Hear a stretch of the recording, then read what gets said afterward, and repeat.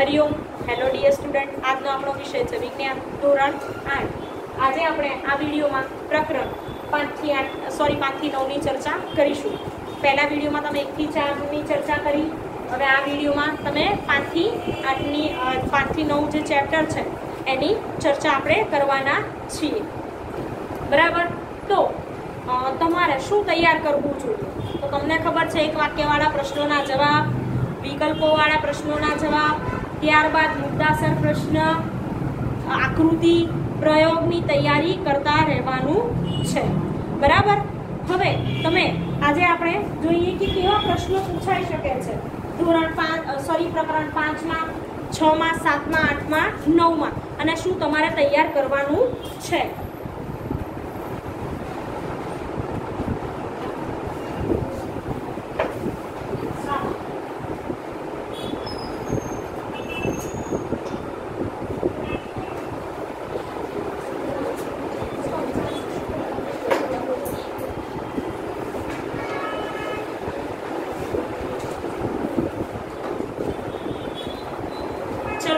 આપણે જોઈશું પ્રકરણ 5 કોલસો અને પેટ્રોલિયમ।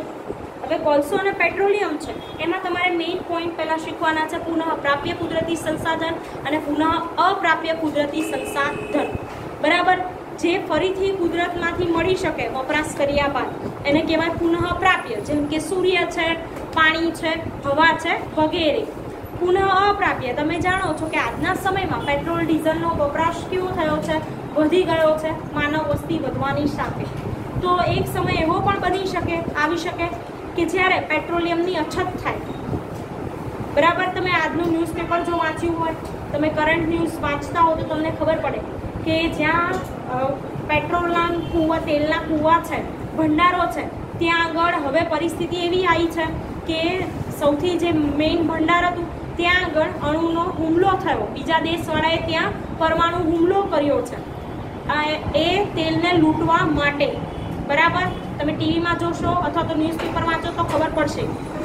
તો કેમ એવું કરવામાં આવે છે? કારણ કે તે ખૂટી જાય તેવા છે અને જરૂરી ઉપયોગમાં રોજે રોજ જરૂરી છે, એટલે એવા સંસાધનો એને કહેવાય પુનઃ અપ્રાપ્ય સંસાધન, કુદરતી। ઉદાહરણ તમારે લખવાનામાં કુદરતી વાયુ છે, જંગલ, કોલસો વગેરે। 2 માર્ક્સમાં પ્રશ્ન પૂછાય તો આવડવો જોઈએ। ત્યારબાદ અશ્મિ બળતણની વ્યાખ્યા છે કે અશ્મિઓમાંથી જે બળતણ બને છે, જમીનમાં દટાઈ અને પ્રક્રિયા થઈ એમાંથી બળતણ બને છે, જેનો આપણે ઉપયોગ કરીએ છીએ તેને કહેવાય છે અશ્મિ બળતણ। ત્યારબાદ તમારે કોલસા વિશે જોવાનું છે, એમાં કોલસાની વાર્તા આપી છે, કોલસાના ઘટકો આપ્યા છે, કયા કયા, કોક, કોલટાર અને કોલગેસ, એના ગુણધર્મો, એના ઉપયોગ ક્યાં થાય છે એ પણ તમારે શીખવાનું છે। એના ફાયદા પણ ખાસ કરીને યાદ રાખવાના, એમાં કેટલા પ્રકારના તત્વો હોય છે એ પણ તમને આવડવા જોઈએ। એવું પૂછાય કે એનો ઉપયોગ ક્યાં ક્યાં થાય છે, ધારો કે કોલટારનો ઉપયોગ તો તમને ખબર હોવી જોઈએ કે પ્લાસ્ટિક પેઇન્ટ્સ છે, દવાઓ, વિસ્ફોટકો વગેરે જગ્યાએ એનો ઉપયોગ થતો હોય છે। પછી કોલગેસની અંદર વાર્તા આપી છે પેટ્રોલિયમ। આપણે જાણીએ છીએ કે પેટ્રોલિયમ આજના સમયમાં ખૂબ જ જરૂરી ઘટક છે, કારણ કે જો પેટ્રોલિયમ ના હોય તો આપણા વાહનો જે દેશમાં આખો દેશ ચાલે છે, જે સવારથી સાંજ સુધી પેટ્રોલથી, સ્કૂટર, બાઇક, કાર, રિક્ષા વગેરે, બસ છે, તો એ ઠપ થઈ જાય, બરાબર। પહેલાંની જેમ બળદગાડા અને સાયકલનો ઉપયોગ કરવો પડે। સાયકલ તો નહોતી પહેલાંના સમયમાં, પછી સાયકલનો વિકાસ થયો છે। બળદગાડા અને ઘોડાગાડીનો ઉપયોગ કરતા હતા, એવો સમય આવી જાય જો આપણે કરકસરપૂર્વક ઉપયોગ ના કરીએ તો પેટ્રોલિયમ વિશે શીખવાનું છે। ત્યારબાદ એમાં શુદ્ધિકરણ, તમે જામનગર રિફાઇનરી આપણા ગુજરાતમાં છે, પેટ્રોલિયમ રિફાઇનરી, તો એ શું કરે છે તો શુદ્ધિકરણ કરે છે। શુદ્ધિકરણ એટલે શું? તો એમાં જે ઘટક છે પેટ્રોલિયમ છે, કાળું પ્રવાહી છે ઘટ, જે તળિયે મળી આવે છે, એના પર રાસાયણિક પ્રક્રિયા કરવામાં આવે છે, અને રાસાયણિક પ્રક્રિયા કરી રિફાઇનરીમાં અને એમાંથી શું કરવામાં આવે છે કે અલગ અલગ ઘટકો મેળવવામાં આવે છે। એમાં પેટ્રોલ, ડીઝલ, ઊંજણ, મીણ વગેરે હોય છે। હવે એવું વૈજ્ઞાનિક કારણ પણ પૂછાય। દરેક પાઠમાંથી એક વાક્યવાળા પ્રશ્નની સાથે, મુદ્દાસર પ્રશ્નની સાથે વૈજ્ઞાનિક કારણ પણ પૂછાતા હોય છે। તમે પોઈન્ટને સમજી લેશો, મુદ્દાને, આખો મુદ્દો, તો તમને બધા પ્રશ્નો આવડી જશે। એક વાક્યવાળા હોય, વૈજ્ઞાનિક કારણ હોય કે મુદ્દાસર પ્રશ્ન, નામ નિર્દેશન વાળી આકૃતિ કે પ્રયોગ તો પણ આવડે. પણ હા, એના માટે પાઠ વાંચવો ખૂબ જ જરૂરી છે. હવે તમને કોષ્ટક આપેલું છે કે પેટ્રોલિયમના ઘટક અને એના ઉપયોગો. તો તમારે ઘટકો અને તેના ઉપયોગો તૈયાર કરવાના રહેશે કે ઊંજણ તેલનો ઉપયોગ ઊંજવા માટે, ડીઝલ છે તો ભારે વાહનો માટે, કેરોસીન છે તો સ્ટવ, દીવા, જેટ પ્લેન માટે બળતણ છે. એવી રીતે બીટુમિન છે તો રંગો બનાવવા, રોડ સમતલ કરવા. પેટ્રોલ છે તો હવાઈ જહાજનું બળતણ, મોટરનું બળતણ છે. એલપીજીનું પૂરું નામ યાદ રાખવાનું છે કે લિક્વિફાઈડ પેટ્રોલિયમ ગેસ, એલપીજી.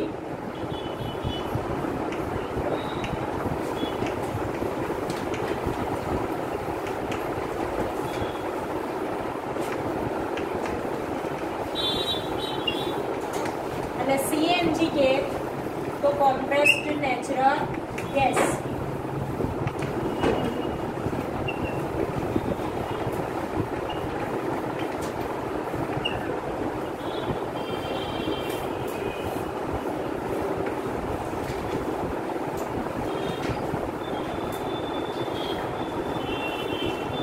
હવે કુદરતી વાયુની વાત કરીએ આપણે કે કુદરતી વાયુ એમાં સીએનજી છે. ક્યાં ક્યાં ભારતમાં જોવા મળે તો ત્રિપુરા, રાજસ્થાન, મહારાષ્ટ્ર, કૃષ્ણા ગોદાવરી નદીના મુખ ત્રિકોણ પ્રદેશમાં જોવા મળે છે. હવે કુદરતી સંસાધનો મર્યાદિત છે તો મેં તમને સમજાવ્યું કે એનો ઉપયોગ આપણે કરકસરપૂર્વક કરવો જોઈએ. તો ખાલી જગ્યા પૂછાય, ખરા ખોટા પૂછાય તો પણ તમને આવડવા જોઈએ. એમાં તમારે પૂરા વાક્યમાં લખવાનું છે, ત્યારબાદ જવાબ લખવાના છે. હવે છઠ્ઠો પાઠ જોઈએ, દહન અને જ્યોત, કે એમાં તમે શું તૈયારી કરી શકો.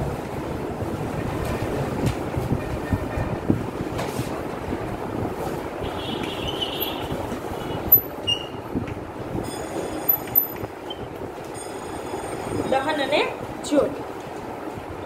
તો પહેલા તો તમને વ્યાખ્યા, દરેક પ્રકરણમાં જે મુદ્દા આવે છે એની વ્યાખ્યા આવડવી જોઈએ કે દહન એટલે શું. બરાબર. તો જે રાસાયણિક પ્રક્રિયા દરમિયાન પદાર્થ ઓક્સિજન સાથે પ્રક્રિયા કરી ઉર્જા ઉત્પન્ન કરે તેને દહન કહેવાય. લખવાની છે વ્યાખ્યા તમારે.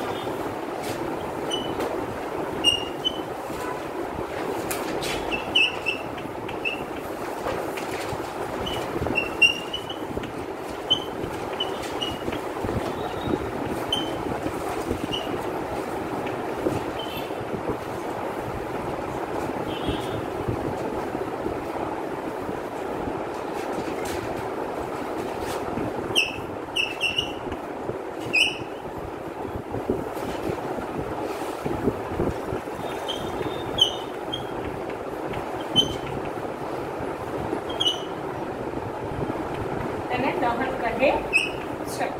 વ્યાખ્યા તમારે વ્યવસ્થિત લખવાની.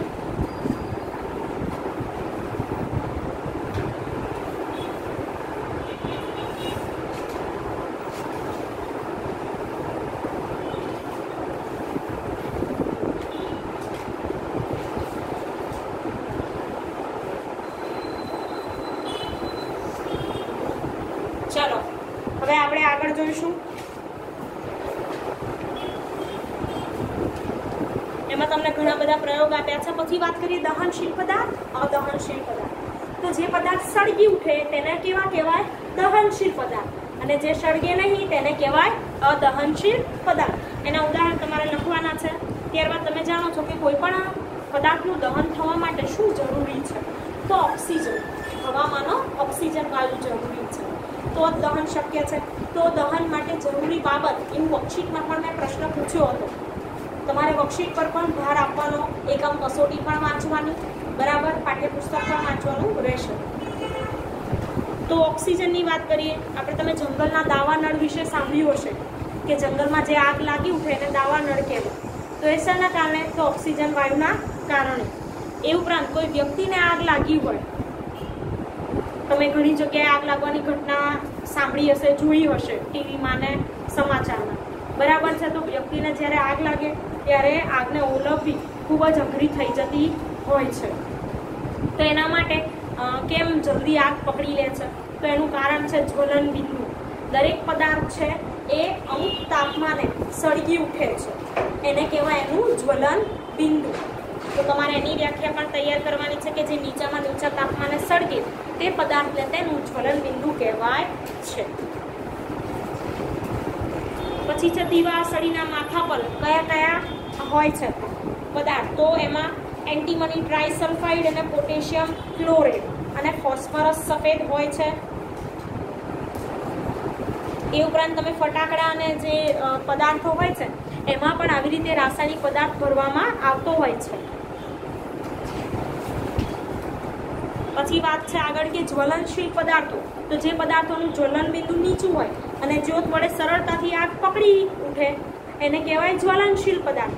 લાકડું છે, પેટ્રોલ છે, ડીઝલ, આલ્કોહોલ, એ બધા કેવા પદાર્થ છે? જ્વલનશીલ પદાર્થ છે. ઉદાહરણ તમારે યાદ રાખવાના છે. જે પ્રમાણે પ્રશ્ન પૂછાય એ પ્રમાણે તમારે ઉદાહરણ લખવાના રહેશે. હવે આગળ આપણે આગને કેવી રીતે નિયંત્રિત કરી શકીએ એવો પ્રશ્ન પૂછાય 2 માર્કમાં. તો તમે ઓછામાં ઓછા 4 પોઈન્ટ લખો તો તમને 2 માંથી 2 માર્ક્સ મળે. બરાબર છે કે આપણે આગ લાગી હોય તો પહેલા આપણે શેનો ઉપયોગ કરીએ? તો અગ્નિશામક યંત્રનો ઉપયોગ કરીએ. અગ્નિશામક યંત્ર ના હોય તો આપણે ઘરમાં એવી કોઈ વસ્તુ હોય, ધાબળો હોય, ગોદડી હોય, એને માણસને લાગ્યું હોય તો લપેટી લઈએ જેથી હવા રોકી શકાય.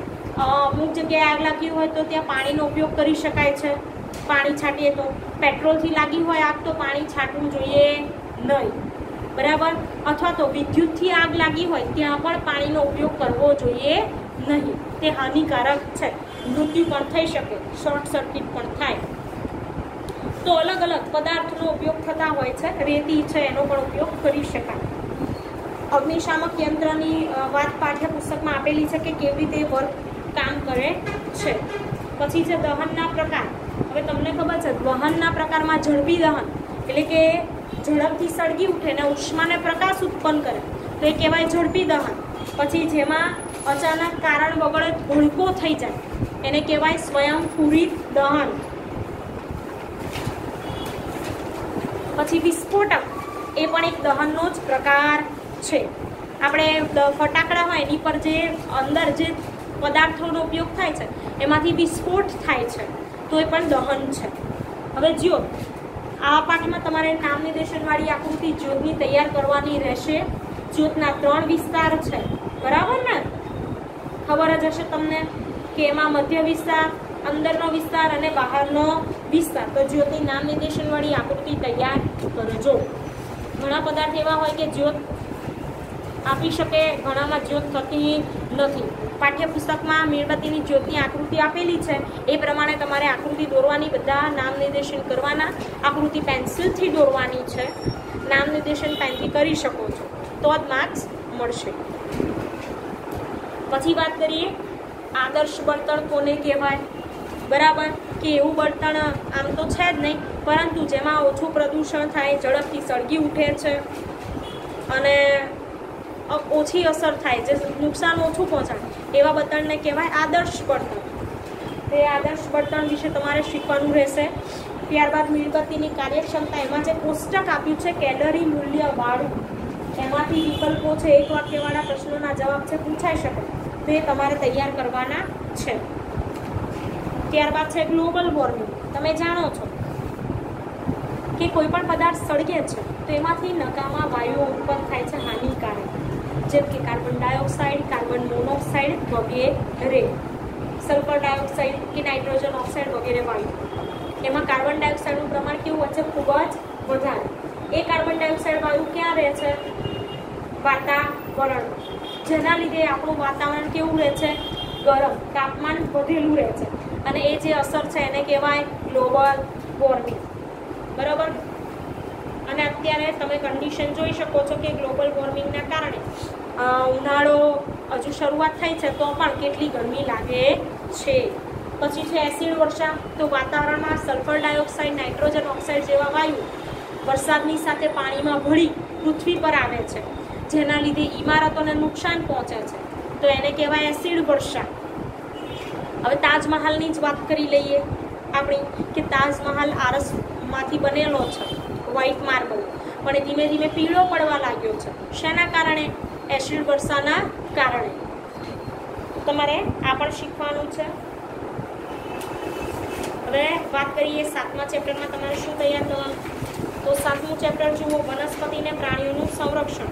એમાં તમારે વન નાબૂદી તેના કારણો, પછી વન્યજીવનું સંરક્ષણ, જૈવ આરક્ષિત વિસ્તાર, સ્થાનિક જાતિ, વનસ્પતિ સૃષ્ટિ, પ્રાણી સૃષ્ટિ, એની વ્યાખ્યા તૈયાર કરવાની કે જંગલમાં જોવા મળતી વિવિધ વનસ્પતિઓને શું કહેવાય. વિસ્તારની જે વનસ્પતિ જોવા મળે એને વનસ્પતિ સૃષ્ટિ, એમાં જે પ્રાણીઓ જોવા મળે એને પ્રાણી સૃષ્ટિ કહેવાય છે. સ્થાનિક જાતિ કે એક જ ક્ષેત્રમાં કોઈ વિશિષ્ટ ક્ષેત્રમાં વિશિષ્ટ રૂપે જે જાતિ જોવા મળતી હોય એને કહેવાય ત્યાંની સ્થાનિક જાતિ. જંગલોમાં જોવા મળતા પ્રાણીઓના નામ, વનસ્પતિના નામ પણ તૈયાર કરવાના છે. હવે વન્ય પ્રાણી અભયારણ્ય, રાષ્ટ્રીય ઉદ્યાન, બંને વચ્ચેનો તફાવત તમને આવડવો જોઈએ. ભારતમાં કઈ કઈ જગ્યાએ વન્ય પ્રાણી અભયારણ્ય આવેલા છે, કેટલા રાષ્ટ્રીય ઉદ્યાન છે, ગુજરાતમાં કેટલા છે, એ પણ તમારે માહિતી મેળવવાની અને તૈયાર કરવાની છે. હવે વન્ય પ્રાણી અભયારણ્ય એટલે એવો વિસ્તાર કે જ્યાં પ્રાણીઓ કેવા હોય, સુરક્ષિત રહે, ત્યાં એ છૂટથી હરીફરી શકે છે, ખોરાક મેળવી શકે, તો એ વન્ય પ્રાણી અભયારણ્ય છે.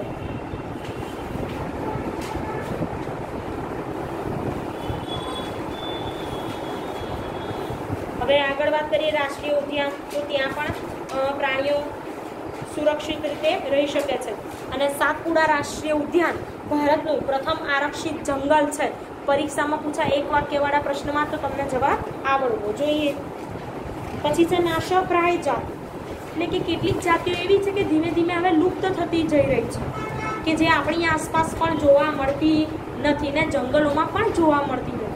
તો એવી જાતિને કહેવાય છે નાશપ્રાય જાતિ.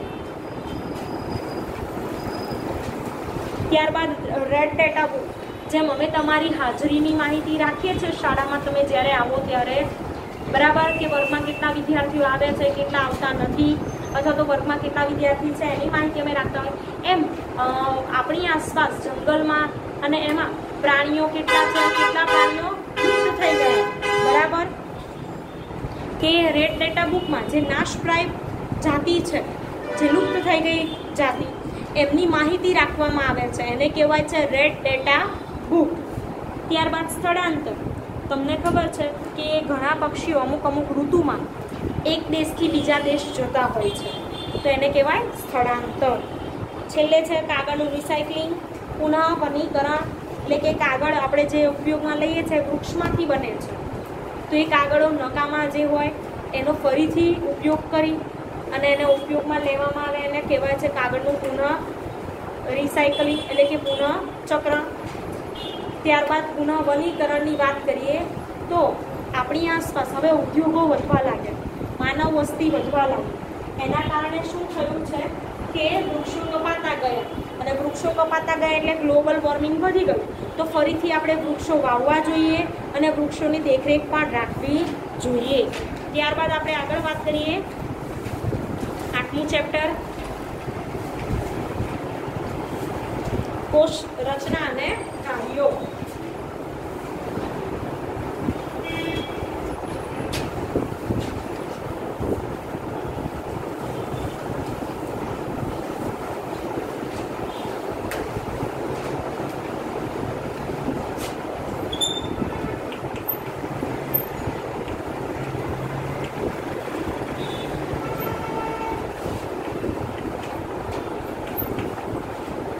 વિદ્યાર્થી મિત્રો, કોષ રચના અને કાર્યો, તો સૌપ્રથમ રોબર્ટ હુકે 1665માં કોષની શોધ કોણે કરી એવો પ્રશ્ન પૂછાય, તો તમને ખબર હોવી જોઈએ રોબર્ટ હુક, અને સાલ કઈ છે 1665 કોષની શોધ કરી છે.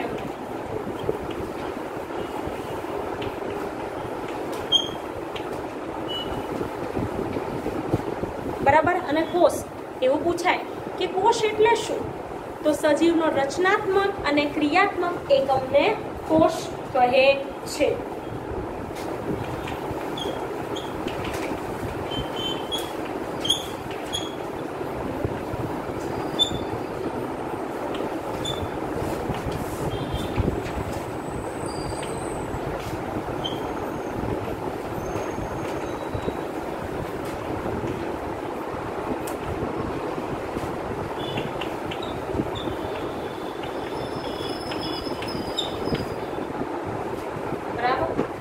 હવે તમારે આ ચેપ્ટરમાં બીજું શું તૈયાર કરવાનું રહેશે તો કોષ વિશે માહિતી, એમાં બહુકોષીય, એકકોષીય સજીવ કે જે એક કરતાં વધુ કોષો ધરાવતા હોય એને બહુકોષીય સજીવ કહેવાય, જે એક જ કોષ ધરાવતા હોય તેને કહેવાય એકકોષીય સજીવ। તો તેના ઉદાહરણ તમારે તૈયાર કરવાના રહેશે।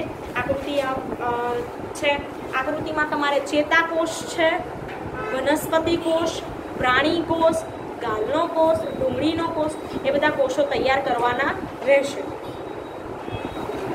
પછી કોષના આકાર કેવા હોય એ જોવાનું, એની રચના અને કાર્યો, કોષ રસ પટલનું કાર્ય શું છે, કોષ કેન્દ્રનું કાર્ય શું, કોષ રસનું કાર્ય શું છે એ પણ તમારે તૈયાર કરવાનું છે। કઈ કઈ અંગિકાઓ આવેલી છે, ત્યારબાદ ખાસ રંગસૂત્ર અને જનીન કે કોષ કેન્દ્રમાં દોરી જેવી જે રચના જોવા મળે તેને કહેવાય છે રંગસૂત્ર। અને જનીન વાત કરીએ તો આપણા માતા પિતામાંથી આપણામાં જે લક્ષણો આવે છે એ શેના દ્વારા આવે છે? જનીન દ્વારા। તમે કેવું છે આપણા ચહેરાનો આકાર, આપણા શરીરનો આકાર કે આપણા શરીરમાં અંગો કેવા હોય છે? આપણા માતા પિતા જેવા। શેના કારણે? તો જનીનના કારણે। કે આનુવંશિક લક્ષણોનું પિતૃ પેઢીમાંથી સંતતિમાં વહન કોણ કરે છે? જનીન કરે છે। તમારે એ પણ યાદ રાખવાનું રહેશે। પછી તમારે એમાં વનસ્પતિ કોષ, પ્રાણી કોષનો તફાવત પણ તૈયાર કરજો। બહુ સહેલો છે કે વનસ્પતિ કોષમાં હરિતકણ હોય છે, પ્રાણી કોષમાં હરિતકણ હોતા નથી। વનસ્પતિ કોષમાં રસધાની મોટી જોવા મળે, પ્રાણી કોષમાં નહિવત અથવા તો નાની જોવા મળે છે। ત્યારબાદ વનસ્પતિ કોષમાં આપણે વાત કરીએ કે કોષ દિવાલ હોય છે, પ્રાણી કોષમાં કોષ દિવાલ હોતી નથી। તમે ઘણા બધા મુદ્દા લખી શકો છો। પ્રાણી કોષમાં તારા કેન્દ્ર હોય છે, વનસ્પતિ કોષમાં તારા કેન્દ્ર હોતું નથી, એવા પોઈન્ટ્સ તમે લખી શકો છો। છેલ્લો પાઠ જોઈએ હવે, પ્રાણીઓમાં પ્રજનન।